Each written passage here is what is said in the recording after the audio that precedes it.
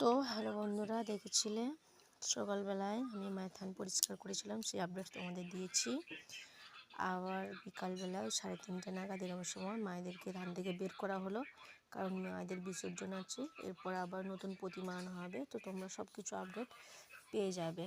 তো আবারও বলছি সরি, কারণ দুদিন আগে হয়ে গেছে, আমি এত ব্যস্ততার মধ্যে তোমাদের কোনো আপডেট দিতে পারিনি, তার জন্য ক্ষমা চেয়ে নিচ্ছি।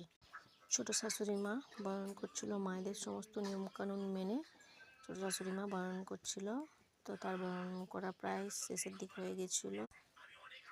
আমি মায়েদের কাছে এটাই চাই, আমার বন্ধু বা শত্রু যেই থাকুক না কেন, আমার যারা ভালো চায়, আমার যারা খারাপ চায়, মা তুমি সবারই মঙ্গল করো। আমি চাই না মা কারো ক্ষতি করুক, কারো সন্তান ভুল করলেও মা তো কখনো ভুল করতে পারে না। মা সব কিছু ভুল ত্রুটি ক্ষমা করে দিয়ে সন্তানদের মঙ্গল করুক। তারপরে মোটর ভ্যানে চাপিয়ে নিয়ে নদীতে নিয়ে চলে গেলাম, কারণ আমাদের এখানে পুকুর নেই, নদীতে বিসর্জন করতে হয়। তো দেখো ফাইনালি মায়েদের বিসর্জন হলো। ভালো থেকো।